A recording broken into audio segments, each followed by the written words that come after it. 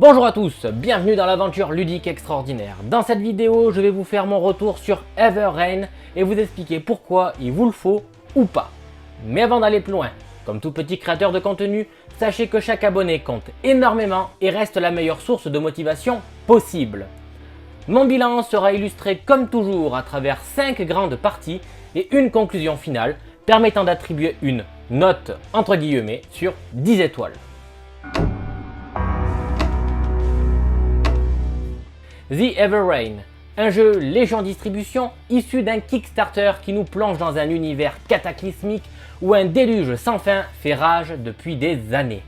Ce qui a eu comme conséquence de changer la face de la planète, le plonger dans un univers plus rude, gris et monstrueux. Un monde avec une inspiration Lovecraft avec ses monstres marins et son enquête sur le mystère.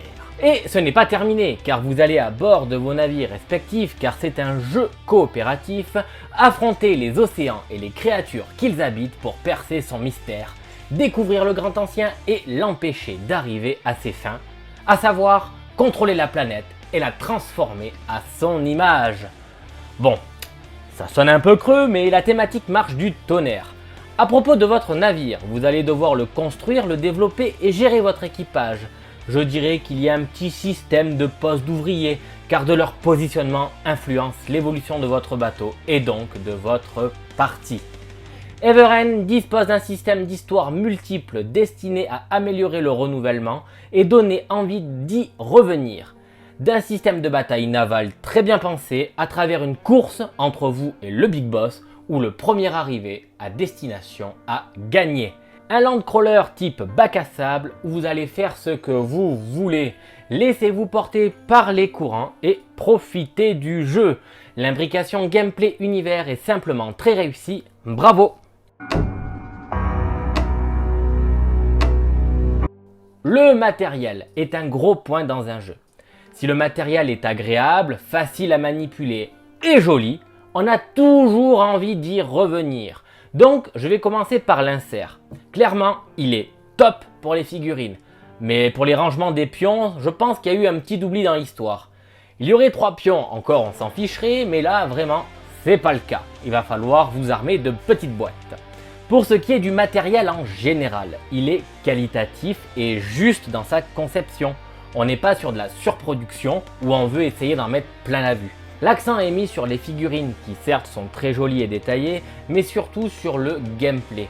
Un système d'exploration à travers des tuiles de plusieurs hexagones, des cartes où vous allez avoir de multiples histoires et donc apporter beaucoup de narration et va influencer votre gameplay tout en ayant à l'esprit que vous allez devoir gérer un équipage à bord d'un bateau. Tout ça rend l'immersion dans ce monde très facile et on se laisse porter.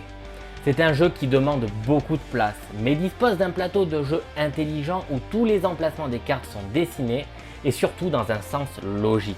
Je regrette le manque de lisibilité des dés, le problème d'organisation dans les decks événements, donc là c'est les cartes histoire, surtout en multi, où lorsque toutes les cartes sont rassemblées dans chaque deck respectif, la confusion est assez vite amenée. La grosse figurine qui est difficile à manipuler sur le plateau de jeu, la manipulation du matériel qui force à revenir dans la boîte si vous n'avez pas sorti toutes les figurines, et surtout le système de numération pour identifier les marins qui n'ont pas de forme alternative, qui vont s'appeler 1, 2 ou 3. Ici, un simple code couleur avec des socles aurait été parfait, ou alors là vous allez devoir les peindre. Enfin, le système de cartes avec les traits sous les mini plateaux des matelots est très intéressant mais pas suffisamment lisible. Soit on l'oublie complètement, soit on doit souvent relever ce petit plateau pour se souvenir de l'effet, ou alors prendre l'index des mots-clés. Vous me direz, avec l'habitude on s'y fait, et ce détail disparaît complètement. Vous avez raison. Mais quand on n'a pas l'habitude, on finit par mettre de côté une partie du matériel qui pourtant est bien pensé. Pour tout ça, ce sera une étoile. Les règles sont le point de départ du jeu, une fois la découverte du matériel faite. Et on ne peut pas dire que les règles sont vraiment le point fort de ce jeu. Déjà, la lecture et la construction du livret de règles est assez lourde, pas très intuitive ou trop vague et sujette à interprétation. De mon côté, je m'en accommode très bien, c'est mon jeu, je fais ce que je veux avec. Mais ça ne passe pas pour tout le monde. Il faut bien comprendre et garder à l'esprit que ce type de jeu, à savoir de l'exploration bac à sable narratif, amènera toujours son lot de questions. C'est quasi obligatoire.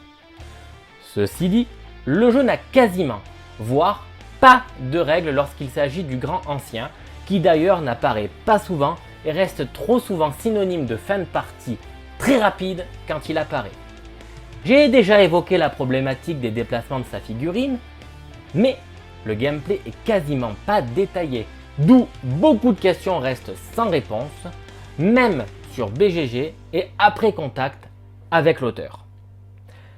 Le jeu ne paraît pas fini et parfois pas équilibré. En effet, l'idée de la course est une super bonne idée, mais on aurait voulu que l'avatar apparaisse aussi dans nos parties, plus souvent sans être forcément synonyme de endgame. Et je ne suis pas le seul à trouver ces apparitions assez rares. En solo, on pourrait peut-être envisager d'avancer le jeton de 4 et non de 3. À tester, c'est une idée comme ça. L'aléatoire est aussi un facteur qui peut rendre le jeu frustrant. Ici, peu de chances de le contourner. Mais le système de combat reste équilibré et les options très variées. Vous trouverez toujours de quoi faire. Je trouve aussi que pour un jeu qui propose des batailles navales, il n'y a pas assez de bateaux ennemis. C'est une partie qui me frustre beaucoup quand je joue. Je rajouterai que la possibilité de modeler la durée des parties est excellente. Le jeu regorge de potentiel et de bonnes idées, bien qu'elles ne soient pas optimisées suffisamment. Peut-être que l'auteur devrait être un peu plus à l'écoute de sa communauté et proposer des règles 2.0, car The Everrain a tout pour être un grand jeu, mais pour le moment, il y a encore du boulot. Ça sera une étoile. La rejouabilité de ce jeu est très intéressante pour plusieurs choses. Je commencerai par dire qu'on connaît le temps de jeu par acte. Il est possible de dire qu'on veut jouer en 2 actes et plier la partie.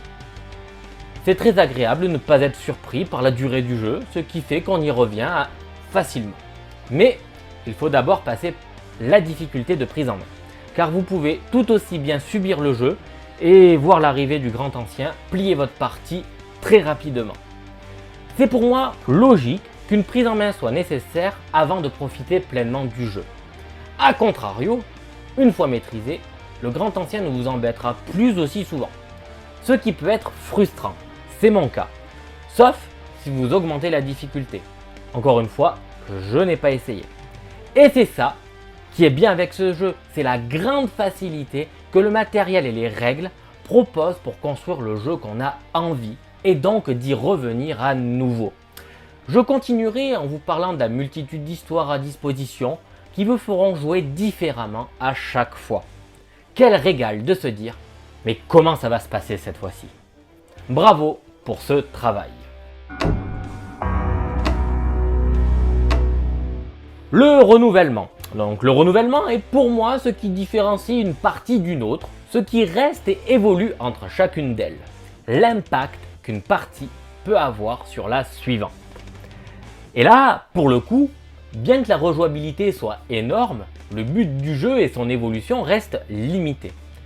C'est une course à travers laquelle il faudra explorer et combattre pour enquêter et dépenser des indices. Ceci dit, comme je l'évoquais avant, ça ne se passe jamais pareil, ce qui fait que même si vous avez la même stratégie, le même système de jeu, vous devrez vous adapter et vivre des choses différentes à chaque fois, car celui-ci évolue parfaitement au cours de la partie. Et tout ce que vous faites depuis le début sera déterminant en fin de partie. D'ailleurs, un conseil, ne laissez jamais un loup de mer vous passer sous le nez, au risque de ne jamais le revoir. Le jeu ne souffre pas d'une redondance particulière grâce à sa touche narrative qui va vous proposer de jouer très différemment et vous adapter entre chaque partie. Avec sa map complètement modulable, les équipages toujours différents et la construction du navire qui sera le point clé dans l'élaboration de votre stratégie. Un renouvellement pas parfait mais qui reste très efficace. Finalement, pourquoi vous procurer Everrain? Pour qui est-ce que je le conseille?